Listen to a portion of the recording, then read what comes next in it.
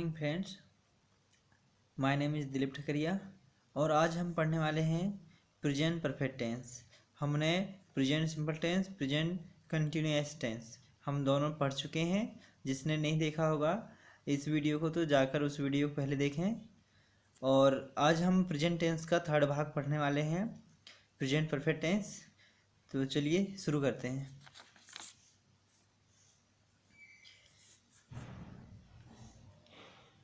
Present perfect tense, पहले तो जान लेते हैं कि प्रेजेंट परफेक्ट टेंस होता क्या है। तो प्रेजेंट परफेक्ट टेंस निश्चित वर्तमान काल होता है।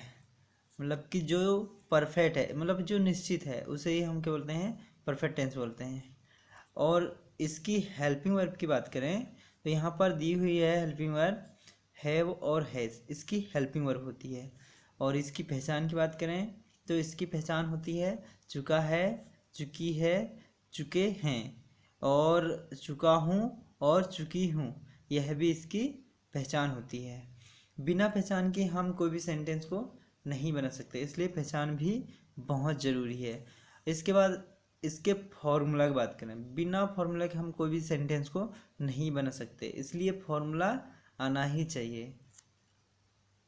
यहाँ पर फॉर्मूला दिया हुआ है subject plus helping verb. Helping verb क्या है यहाँ पर, तो हैव और हैज़ है। तो हमने यहाँ पर हेल्पिंग वर्ब लिखे हुए हैं हैव और हैज़ प्लस वर्ब की थर्ड फॉर्म।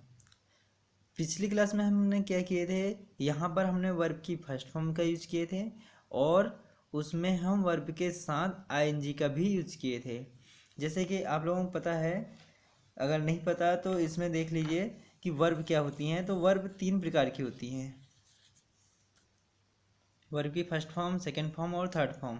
जैसे कि हमने पिछली कक्षा में क्या पढ़े थे, वर्ब की फर्स्ट फॉर्म और उसके साथ आईएनजी। मतलब कि इस रो में जितनी भी वर्ब लिखी हुई हैं यह सभी वर्ब की फर्स्ट फॉर्म है, जो कि हमने प्रेजेंट कंटिन्यूअस टेंस में हमने यूज किए हैं।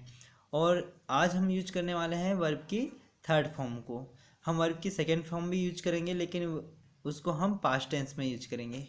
अभी हम यूज करने वाले हैं वर्ब की थर्ड फॉर्म, क्योंकि प्रेजेंट परफेक्ट टेंस में हम वर्ब की थर्ड फॉर्म यूज करते हैं। इसलिए यहाँ पर इस रो में जितनी भी लिखी हुई है या फिर इनके अलावा जो बहुत सारी बची हुई हैं, मतलब यह तो मैंने सिर्फ 10 ही लिखा हूँ, इसके अलावा बहुत सारी होती हैं, लेकिन अभी सिर्फ समझाने के लिए यहाँ पर 10 ही लिखा हूँ। तो अभी यहाँ पर हम पढ़ने वाले हैं वर्ब की थर्ड फॉर्म को। चलिए हम इसका यूज करते हैं।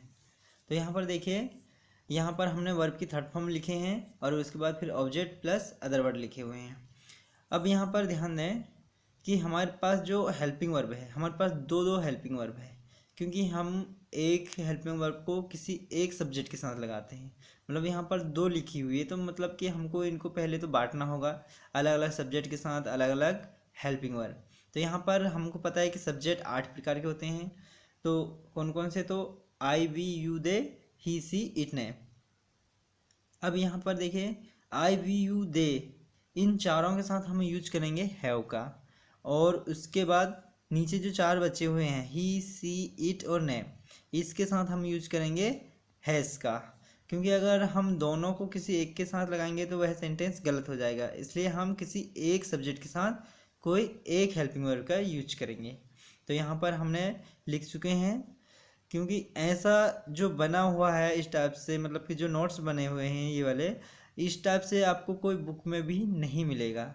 यहाँ पर मैंने बहुत एकदम सरल तरीके से समझाया हूँ कि आई के साथ क्या लगेगा, नहीं तो हम बुक में ढूंढेंगे तो वहाँ पर इस टाइप से कहीं पर भी बना हुआ नहीं मिलेगा कि आई के साथ हैस लगेगा या हैव लगेगा। शायद ही कोई बुक होगी जिसमें मिल जाए, नहीं तो बहुत ही मुश्किल है कि इस टाइप से बना हुआ कहीं पर भी मिले। अब इसके हम कुछ एग्जाम्पल्स देखते हैं। तो यहाँ पर देखिए सबसे पहला एग्जाम्पल दिया हुआ है कि वह भोपाल जा चुका है। अब यहाँ पर देखिए पहचान भी आ रही है इसकी कि चुका है, वह भोपाल जा चुका है। अब यहाँ पर हमको बनाना है तो सबसे पहले तो फॉर्मूला आना चाहिए, क्योंकि बिना फॉर्मूला के हम कुछ भी ट्रांसलेशन नहीं करेंगे। तो हमारे पास ये फॉर्मूला दिया हुआ है। सबसे पहले क्या है फॉर्मूला में, सब्जेक्ट है, तो हम सब्जेक्ट का यूज करेंगे। तो सब्जेक्ट हमने ये लिखे हुए हैं 8 में से यहाँ पर क्या दिया हुआ है, तो वह दिया हुआ है। तो वह हम किसको बोलते हैं, तो ही और सी दोनों को हम वह बोलते हैं। दोनों का मतलब वह होता है। तो अब दोनों तो नहीं लिख सकते यहाँ पर, तो यहाँ पर एक ही लिखेंगे। तो उसके लिए हम कैसे समझेंगे कि इसको पढ़ेंगे कि बॉयज़ की बात हो रही है या फिर गर्ल्स की। तो यहाँ पर देखिए, यहाँ पर बॉयज़ की बात हो रही है क्योंकि वह भोपाल जा चुका है, मतलब बॉयज़ की बात हो रही है, तो हम यहाँ पर ही का यूज करेंगे। नहीं तो हम यहाँ पर सी का यूज करते यदि गर्ल्स की बात होती। यहाँ पर अभी बॉयज़ की बात हो रही है, इसलिए हम यहाँ पर ही का यूज करेंगे। तो सबसे पहले हमने लिखे हैं सब्जेक्ट, सब्जेक्ट पे आ गया ही, फिर उसके बाद लिखना है हमको हेल्पिंग वर्ब। तो हेल्पिंग हम दो दो दी है, तो हम यहाँ पर देखेंगे कि ही के साथ क्या लग रहा है, तो ही के साथ हैज़ का यूज हो रहा है, तो हम यहाँ पर लिखेंगे ही हैज़। फिर उसके बाद वर्ब, अब वर्ब क्या है यहाँ पर, जा मतलब जाना। अब जा चुका, अब जा चुका के लिए हम कौन सा यूज करेंगे, यहाँ पर देखिए, यहाँ पर गो मतलब दिया है जाना, वेंट मतलब गया, और गॉन मतलब जा चुका। तो यहाँ पर हम यूज करेंगे गॉन का यूज करेंगे। क्यों? क्योंकि यह थर्ड फॉर्म की बात हो रही है, तो यहाँ पर वर्ब की थर्ड फॉर्म क्या है, गॉन। तो हम यहाँ पर थर्ड फॉर्म यूज करेंगे गॉन का। और एक चीज़ और याद रखें, गो के साथ हमेशा टू का यूज होता है, तो यहाँ पर हम यूज करेंगे गॉन टू। अब कहाँ जाने की बात हो रही है, तो भोपाल जाने की बात हो रही है, क्योंकि यहाँ पर ऑब्जेक्ट कोई नहीं है, यहाँ पर अदर वर्ड है, तो यहाँ पर हम यूज करेंगे भोपाल, गॉन टू भोपाल। अब इसका हमको नेगेटिव बनाना है, ये अफर्मेटिव सेंटेंस है। अफर्मेटिव के बाद हम बनाते हैं नेगेटिव। तो नेगेटिव बनाने के लिए हम क्या करते हैं, हेल्पिंग वर्ब के साथ हमको नॉट जोड़ना होता है। तो यहाँ पर ही और हैज़ दोनों के एडजेक्टिव्स लिखें, और हैज़ क्या है, हेल्पिंग वर्ब, तो इसके साथ हम क्या लिखेंगे, नॉट। फिर गॉन टू भोपाल को एडजेक्टिव्स ही लिख देंगे हम जैसे कि तैसे। अब इसके बाद नीचे हमको नेगेटिव के बाद क्या बनाना होता है, इंटेरोगेटिव।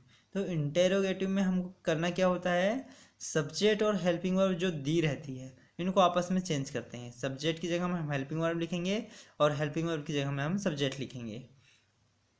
तो यहाँ पर भी देखिए हमने वही किए हैं, जो ही था ही को हमने बाद में लिखे हैं, और जो हैज़ था उसको पहले लिखे हैं, मतलब कि हैज़ फिर ही। तो यहाँ पर पहले हेल्पिंग वर्ब आ गई और बाद में सब्जेक्ट आ गया। तो हैज़ ही, फिर उसके बाद लिखेंगे हम वर्ब, ऑब्जेक्ट और अदर वर्ड, मतलब जो तीन चीज़ दी रहेगी बाद में उसको हम एडजेक्टिव ही लिखेंगे। तो यहाँ पर लिखे हैं हमने gone to Bhopal, has he gone to Bhopal. ये क्या बनाया अपना, इंटेरोगेटिव बन गया, मतलब प्रश्नवाचक। अब इसके बाद बनाना है हमको प्रश्नवाचक नकारात्मक, जो जिसे हम इंटेरोगेटिव नेगेटिव भी बोलते हैं। तो यहाँ पर देखिए, हैज़ हमने जैसे तैसे लिखे हैं, क्योंकि प्रश्नवाचक चाहिए इसलिए हमने सब्जेक्ट से पहले हेल्पिंग वर्ब लिखे हैं। फिर उसके बाद क्या लिखे हैं हमने, सब्जेक्ट लिखे हैं। याद रहें कि प्रश्नवाचक हम जब भी सब्जेक्ट से पहले कोई भी हेल्पिंग वर्ब आएगी समझ जाना कि वह प्रश्नवाचक है। तो यहाँ पर भी वही है, हैज़ ही, फिर उसके बाद हमने नॉट लगा दिए, क्योंकि जो हेल्पिंग वर्ब के साथ लगाते हैं, लेकिन यहाँ पर हम प्रश्नवाचक बनाए हैं तो इनको हमने आगे पीछे किए हैं, इसलिए यहाँ पर कन्फ्यूजन नहीं होना कि ये क्या है। तो यहाँ पर हमने हैज़ ही फिर नॉट लगाए हैं, फिर नॉट के बाद हम लिखे हैं गॉन, फिर उसके बाद लिखे हैं टू, फिर भोपाल, बाकी एडजेक्टिव। इसमें क्वेश्चन मार्क क्यों लगा है, क्योंकि यह प्रश्नवाचक है। इसका हम दूसरा एग्जाम्पल देखें, तो दूसरा एग्जाम्पल दिया हुआ है यहाँ पर, वे लोग ताजमहल बना चुके हैं। अब यहाँ पर देखिए, वे लोग ताजमहल बना चुके हैं, ये बात हो रही है। तो यहाँ पर सबसे पहले तो हमको फॉर्मूला पे जाना होगा। तो फॉर्मूला हमारे पास क्या दिया हुआ है, फॉर्मूला दिया हुआ है सब्जेक्ट। तो सब्जेक्ट क्या है यहाँ पर, वे लोग है, तो वे लोग के लिए हम यूज करते हैं दे। तो यहाँ पर लिख लिया हमने दे। फिर उसके बाद लिखना है हैव या हैज़।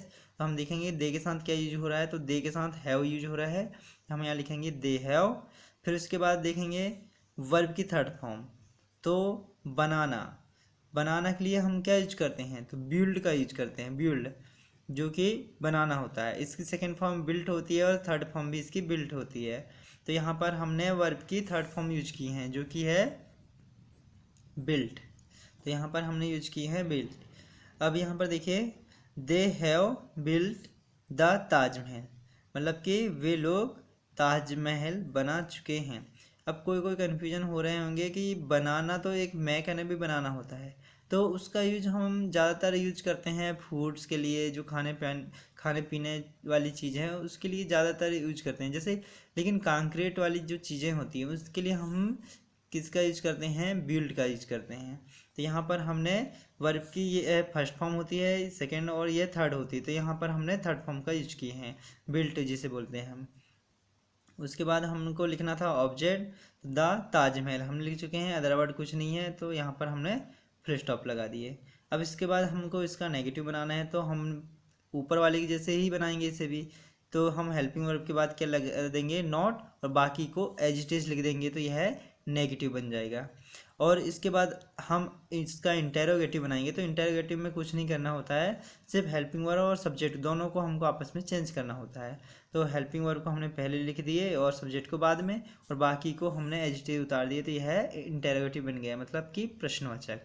इसके बाद हमको क्या करना है, इंटेरोगेटिव नेगेटिव बनाना, मतलब जो प्रश्नवाचक भी हो और नकारात्मक भी हो।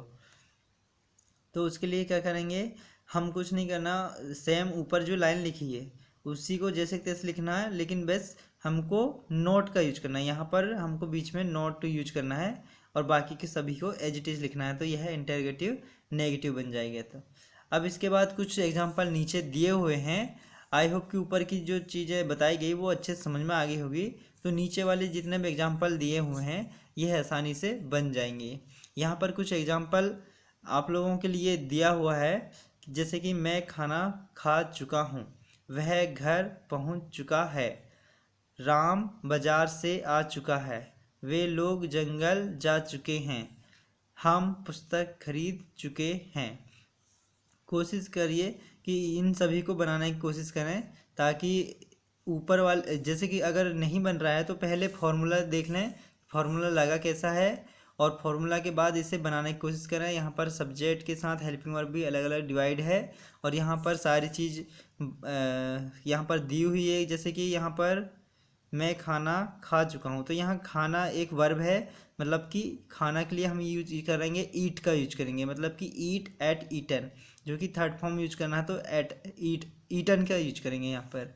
और नीचे वाले में क्या वर्ब यूज होगी, पहुँच चुका, पहुँच चुका, मतलब कि यहाँ पर रीच न होता है पहुँचना, तो रीच्ड, रीच्ड इसमें ईडी लगा देंगे हम, तो ये पहुँच चुका, उसकी क्या हो जाएगी यहाँ पर थर्ड फॉर्म हो जाएगी। नीचे दिया हुआ है आ चुका, कम न होता है आना होता है, तो कम का सेकंड फॉर्म केम और थर्ड फॉर्म कम होती है, तो यहाँ पर भी कम का यूज हो जाएगा। फिर वे लोग जंगल जा चुके हैं, मतलब कि वही जो हमने ऊपर पढ़ चुके हैं, गो, वेंट, गॉन, मतलब यहाँ पर गॉन का यूज होगा, थर्ड फॉर्म की बात हो रही है इसलिए यहाँ पर गॉन का यूज होगा। नीचे दिया है हम पुस्तक खरीद चुके हैं, तो खरीदना को हम क्या बोलते हैं, बाय, बायन होता है खरीदना, बाइक का थर्ड फॉर्म क्या होता है, तो बॉट, तो यहाँ पर हम बॉट का यूज करेंगे।